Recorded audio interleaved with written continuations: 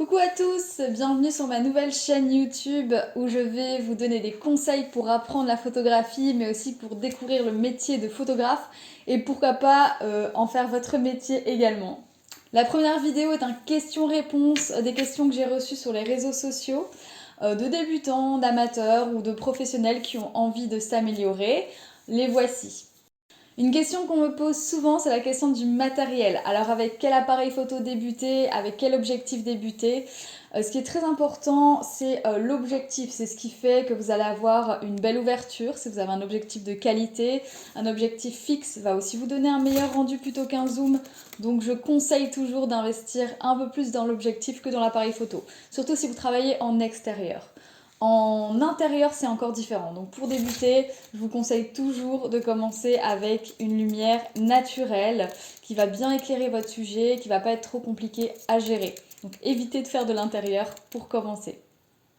Vous pouvez trouver des bons objectifs d'occasion sur internet dans un budget entre 300 € et 600 €. Vous avez vraiment des bons boîtiers en occasion, que ce soit Nikon, Canon, Sony, Fuji, peu importe. C'est sûr qu'en Nikon et en Canon, vous allez peut-être avoir plus de choix. Parce qu'il y a peut-être plus d'occasions sur le marché. Ça ne fait pas une grande différence pour moi, je dirais, c'est sûr. Ils ont tous voilà, des gammes, toutes les marques ont des gammes en fonction du prix qui vont être équivalentes. Je travaille avec Sony, il faut savoir que la colorimétrie peut être un peu différente par contre, les teintes de peau, etc. vont peut-être être plus chaudes chez Canon, un petit peu plus froides ou tendre vers les verts, vers Sony. Donc c'est vraiment important juste à ce niveau-là, si vraiment vous êtes calé en retouche et vous voulez vraiment voir cet aspect-là. Sinon, franchement, ils se valent à peu près tous, les marques en tout cas, en fonction du niveau de gamme. Privilégiez donc un objectif qui ouvre grand, c'est-à-dire qu'avec une ouverture qui va jusque ouverture 2 ou 1.8, ça c'est vraiment des bonnes ouvertures. 1.4, bah là vraiment c'est une bonne affaire si vous trouvez une bonne occasion. Mais voilà, des objectifs fixes avec une bonne ouverture, si pas un zoom qui ouvre à 2.8. Dès que vous allez avoir des grandes ouvertures, vous allez avoir plus de lumière, vous allez avoir une profondeur de champ qui va être plus courte et donc un flou d'arrière-plan plus élevé. C'est ce qu'on aime bien aussi en photo de portrait.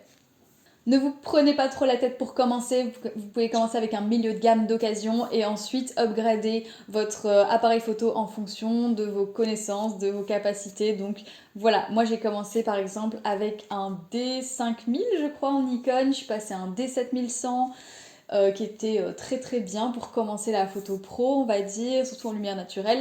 Et ensuite, je suis passée sur Sony avec des gammes alpha. Donc là, c'est un autre budget aussi.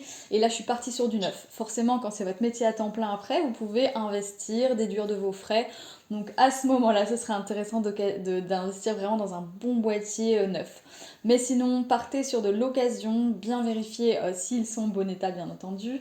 Mais il y en a il y en a vraiment beaucoup sur le marché, donc je crois que c'est une bonne affaire. En ce qui concerne l'ordinateur, c'est sûr qu'il faut des bonnes performances pour pouvoir gérer les retouches photos, si jamais vraiment vous voulez avoir une belle colorimétrie, pouvoir retoucher des petits détails, les ombres, etc. Pouvoir rattraper des photos qui sont peut-être sous-exposées, pouvoir faire des contre-jours. Voilà, il va falloir peut-être un ordi avec au moins 16 Go de RAM. Alors je m'y connais pas du tout, je suis pas la pro là-dedans. Mais voilà, moi j'ai pris 16 Go de RAM, 32 Go de disque dur et avec un écran assez grand si vous achetez un portable, au moins 13 pouces pour pouvoir retoucher par exemple. Je vous conseille de partir sur du Mac si vous voulez une bonne colorimétrie. Alors, il y a plein d'écoles bien entendu, mais dans les ordinateurs portables, ça va être compliqué de trouver une belle colorimétrie pour que voilà, l'écran vous rende les couleurs qu'on va vous donner après à l'impression ou sur votre téléphone. Donc voilà, ça c'est très très important quand même de regarder à ce niveau-là. Sinon vous prenez un PC fixe, ce sera un peu moins coûteux et là vous pouvez acheter un bon écran pour pouvoir retoucher vos photos et le calibrer avec une sonde par exemple. Voilà, ça c'est un gros sujet les ordinateurs, mais pensez quand même à prendre des ordinateurs qui ont de la capacité pour pouvoir faire tourner des programmes comme Adobe Lightroom ou Photoshop, si vous voulez en tout cas en faire votre métier après, je pense que c'est nécessaire. Rentrons dans le vif du sujet, on m'a demandé des lieux pour photographier, où choisir ces lieux de shooting. Alors Soit c'est en intérieur, chez les clients, bon ça je vous avoue, je vous déconseille au début parce que la luminosité est beaucoup plus dure à gérer en intérieur, surtout si vous n'avez pas un appareil photo qui monte en ISO très très haut, donc ça je vous expliquerai dans mes formations. Privilégier l'extérieur et surtout voilà, il va falloir des endroits où c'est assez lumineux, où l'arrière-plan est épuré, où c'est joli, donc forcément en forêt, dans des bois, vous allez avoir de la chance, mais il va falloir trouver des petites clairières, pardon, où il y aura des puits de lumière, etc. Faites attention à l'arrière-plan, donc pas de grillage, de barrières, de maisons, voilà, on va essayer d'épurer au maximum au début l'arrière-plan pour se concentrer sur son sujet. Bien entendu, c'est magnifique de faire des photos devant l'architecture, devant la tour Eiffel, ou peu importe, ou avoir vraiment des arrière-plans travaillés. Mais je pense que ça viendra aussi quand vous savez mieux gérer votre appareil. Voilà, ça c'est pas la première étape avec laquelle on doit commencer. Commencer par des arrière-plans très neutres, un champ de blé, voilà, peu importe. Quelque chose où derrière vous n'aurez pas des choses qui vont déranger votre sujet. Par exemple, un arbre, voilà, il ne faut pas que la branche va sortir directement de la tête du sujet derrière. C'est important que derrière le sujet, ce soit assez vide, assez neutre. Et autour, vous pouvez avoir des arbres, des fleurs, etc. Donc voilà, cherchez, regardez autour de vous.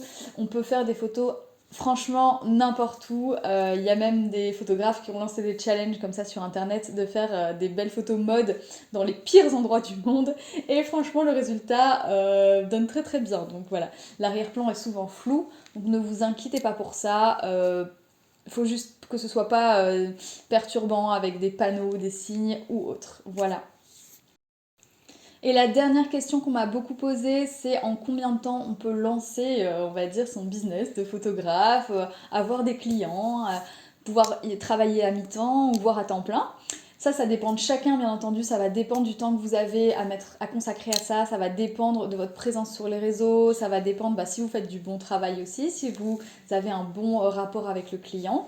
On va dire que la première année, c'est sûr à 100% que ça va être difficile parce qu'il faut se faire connaître. Donc voilà, même si vous arrivez dans une nouvelle région, il faut se faire connaître, il faut le bouche à oreille pour que ça fonctionne aussi. Du coup, entre 2 et 3 ans, si vous vous y mettez sur les réseaux sociaux, si vous faites pas mal de séances, etc., il n'y a pas de souci, il n'y a pas de raison pour laquelle ça ne pourrait pas marcher.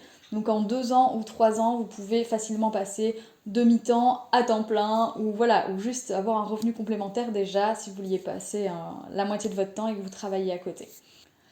Voilà, j'espère que j'ai répondu à pas mal de vos questions et que ça vous aura aidé. Si vous avez d'autres questions, vous les mettez en commentaire. Je referai d'autres questions-réponses, donc ça vaut le coup, allez-y, allez-y.